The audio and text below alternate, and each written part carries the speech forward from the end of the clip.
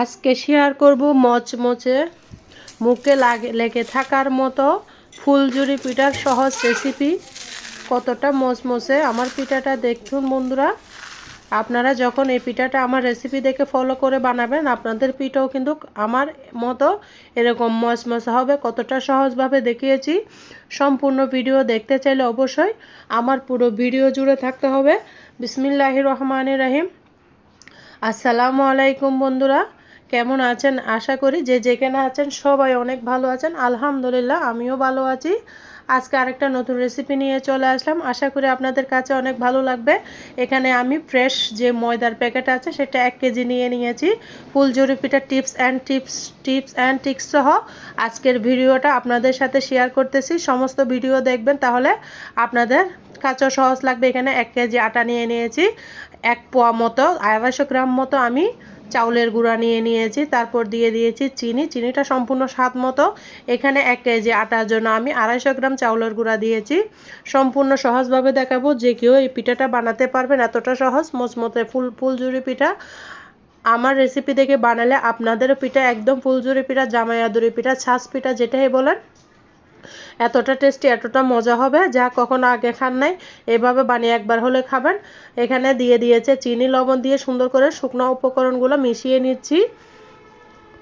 ভালো করে মিশিয়ে নিতে হবে। আর বন্ধুরা, আমার চ্যানেলে যারা ক্লিক করেছেন অবশ্যই একটা লাইক দিয়ে সম্পূর্ণ ভিডিও দেখার অনুরোধ রইল। আর আমার চ্যানেলে যদি নতুন ভিজিট করে থাকেন অবশ্যই চ্যানেলটিকে সাবস্ক্রাইব করে দিবেন, বেল বাটনটি অন করে দিবেন, যেন আমি ভিডিও দেওয়ার সাথে সাথে নোটিফিকেশানটা আপনাদের মাঝে পৌঁছে যায়। সময় বুঝে আপনারা ভিডিওটা দেখে নিতে পারবেন বন্ধুরা। দেখুন এখানে আমি পরিমাণ মতো পানি দিয়ে আটার গুলাটা করে নিচ্ছি এক এক করে। এখানে 3টা ডিম দেবো 1 কেজি আটার জন্য। 250 গ্রাম চাউলের গুঁড়ার জন্য আমি 3টা ডিম দিচ্ছি। আপনারা আর বেশি লাগবে না, 3টা দিলেও হবে, 4টা দিতে পারেন। আমি 3টা দিয়েছি। সম্পূর্ণ ডিমগুলো ভেঙে নিচ্ছি। এই পিঠাগুলো আমার বোনে বানাচ্ছে, আমার বাসায় এসেছে, ও বানিয়ে নিচ্ছে, আমাকে বানিয়ে দিয়েছে। খুব সুন্দর করে ও বানাইতে পারে। আমি কিন্তু কখনো ফুলঝুরি পিঠা তেমন বানানো হয় নাই, ওর থেকে শিখে নিলাম। ফুলঝুরি পিঠা কিন্তু সহজ। ও আমার রেসিপি ফলো করে অবশ্যই বানিয়ে একবার হলে ট্রাই করবেন। খেতে কিন্তু অসাধারণ লাগবে। পরিমাণ মতো পানি দিয়ে হাত দিয়ে মেখে নিচ্ছে। আর বন্ধুরা, কে কোথা থেকে দেখতেছেন অবশ্যই কমেন্টসে বলে যাবেন বন্ধুরা। আশা করি আপনাদের কাছে আমার ভিডিওটা অনেক অনেক ভালো লাগতেছে। আর ভালো লাগলে সম্পূর্ণ ভিডিও দেখার অনুরোধ রইল বন্ধুরা। ভিডিওটা স্কিপ করবেন না। অনেক কষ্ট করে একটা ভিডিও বানায়, একটা ভিডিও করতে যে কতটা কষ্ট, আমার যে প্রিয় আপুরা ভাইয়ারা যারা বানায় তারাই হয়তো বলতে পারবে। অনেক কষ্ট করে একটা আমরা ভিডিও বানাই। প্লিজ বন্ধুরা একটা কমেন্ট রেখে চলে যাবেন না, ভিডিওটা সম্পূর্ণ দেখার অনুরোধ রইল। আরও চিনি দিয়ে দিচ্ছে, চিনির পরিমাণটা কম হয়েছে। একটা হ্যান্ড সুইচ দিয়ে সুন্দর করে মিশিয়ে নিচ্ছে। আপনারা চাইলে ব্লেন্ডারের মধ্যে একটা ব্লেন্ড করে নিলে একদম মিশে যাবে ভালো মতো, তবে এটা দিয়ে করলেও সুন্দর হবে। ভালো করে সুন্দর করে মিশিয়ে নিতে হবে। যতটা ভালো ফেটাবেন মিশিয়ে নেবেন ততটা আপনাদের পিঠা স্মুথ মচমচে হবে। এই পিঠা আপনারা মাসখানেক রাখতে পারবেন, 5-6 মাস কন্টেনারে ভরে রেখে দিলে আপনারা খেতে পারবেন যখন খুশি তখন। এতটা মজা এতটা টেস্টি, কোনো নষ্ট হবে না। আপনারা এভাবে বানিয়ে সংরক্ষণ করে রাখতে পারেন বা মেহমানদারি আপ্যায়নে রাখতে পারেন। সকাল বিকেলের নাস্তা হিসেবে বন্ধুরা এই পিঠাটা রাখতে পারেন। অনেক অনেক মজা হয়। এরকম একটা সহজ রেসিপি খুব সহজ ওয়েতে দেখালাম আমার প্রিয় আপুদের ভাইয়াদের জন্য। আশা করি অনেক অনেক ভালো লাগতেছে। সুন্দর করে আটাটাকে আমি ফেটিয়ে নিচ্ছি। চিনিটা হয়েছে কিনা চেক করে দেখতেছি। চিনির পরিমাণটা ভালো মতো দিতে হবে, না হলে কিন্তু এই পিঠাটা ফুলঝুরি, জামাই পিঠা, ছাঁচ পিঠা যেটাই বলেন, খেতে কিন্তু একদমও ভালো লাগবে না। সেই জন্য চিনিটা পারফেক্টভাবে দিবেন, ট্রাই করবেন ভালো মতো চেক করে দেওয়ার জন্য। একটু লবণ দিয়ে দিয়েছে, লবণের পরিমাণটা একটু কম হয়েছে। একদম সম্পূর্ণ পিঠাটা পারফেক্ট হয়েছে। খাওয়ার পর আপনাদের মাঝে ভয়েস দিচ্ছে। অনেক অনেক মজাদার একটা রেসিপি শেয়ার করতেছি। আশা করি আপনাদের অনেক কাজে আসবে, অনেক উপকারে আসবে বন্ধুরা। আটার ডোটা আপনাদেরকে দেখিয়ে দিচ্ছে কতটা স্মুথ করতে হবে, কতটা নর্মাল রাখতে হবে, সেটাই আপনাদের সাথে চামচ দিয়ে শেয়ার করে দিচ্ছি আমার নতুন রাঁধুনি আপুদের জন্য।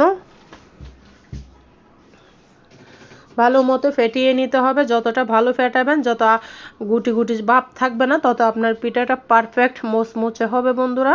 দেখুন আটার ডোটা যেভাবে আমরা পাটিসাপটা পিঠা বানাই বা চিতই পিঠা বানাই, চিতই পিঠা থেকে একটু পাতলা হবে, পাটিসাপটা যেভাবে বানাই সেরকম একটা ডো করে নিতে হবে।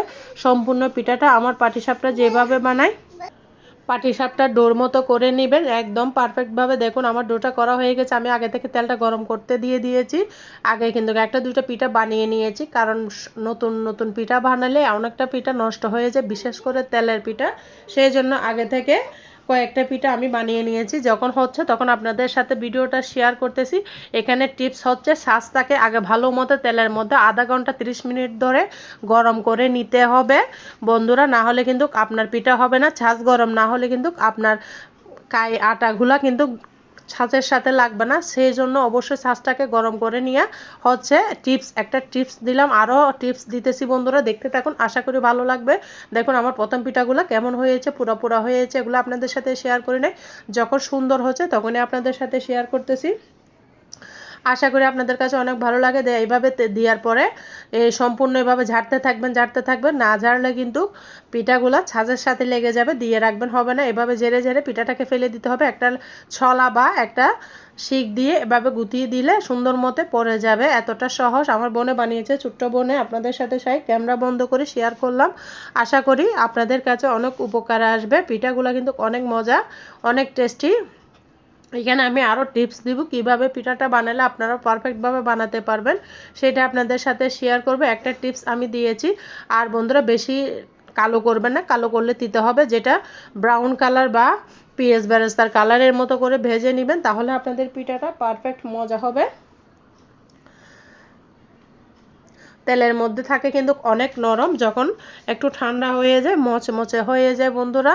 এখানে কোনো সুজি কিছু ব্যবহার করবেন না, নর্মালি আটা, চাউলের গুঁড়া, চিনি দিয়ে আর ডিম দিয়ে এই সহজ পিঠার রেসিপিটা আপনাদের সাথে শেয়ার করেছি।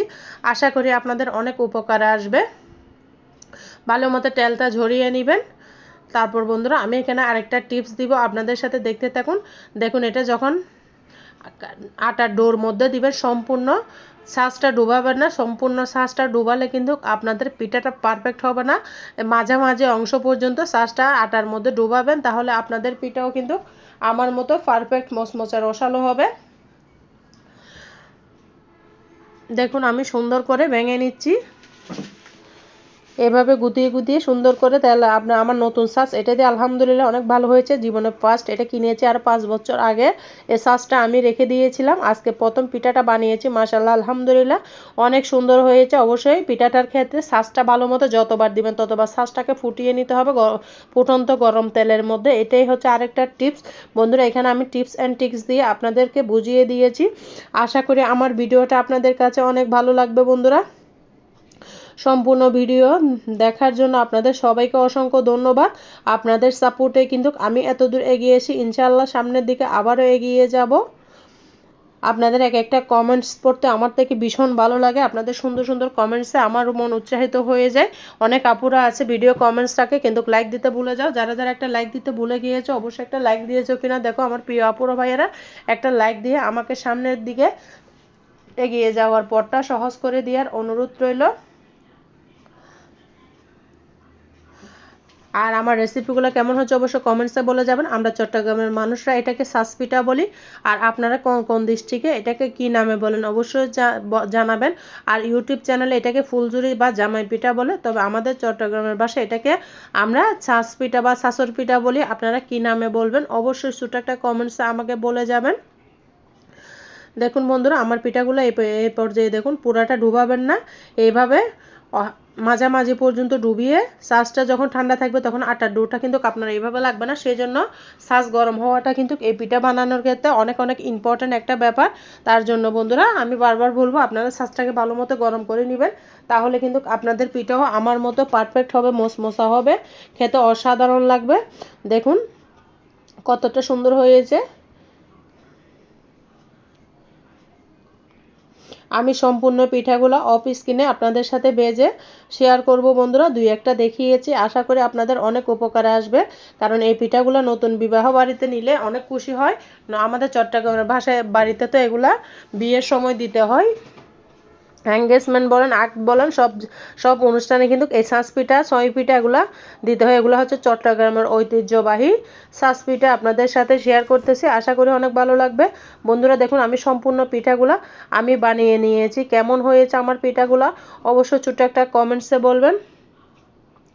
কতটা মচমচে, কতটা টেস্টি একটা রেসিপি শেয়ার করলাম। আশা করি অনেক ভালো লাগবে। ভালো লাগলে আমাকে লাইক দিয়ে সামনের দিকে এগিয়ে যাওয়ার পথটা সহজ করে দিবেন। আর বন্ধুরা এতক্ষণ পর্যন্ত যারা আমার সাথে ছিলেন সবাইকে অসংখ্য ধন্যবাদ। আজকের মতো বন্ধুরা আমি এখানেই বিদায় নিচ্ছি। সবাই আমার জন্য, আমার পরিবারের জন্য দোয়া করবেন। আল্লাহ হাফেজ। আসসালামু আলাইকুম ওয়া রাহমাতুল্লাহি ওয়া বারাকাতুহু।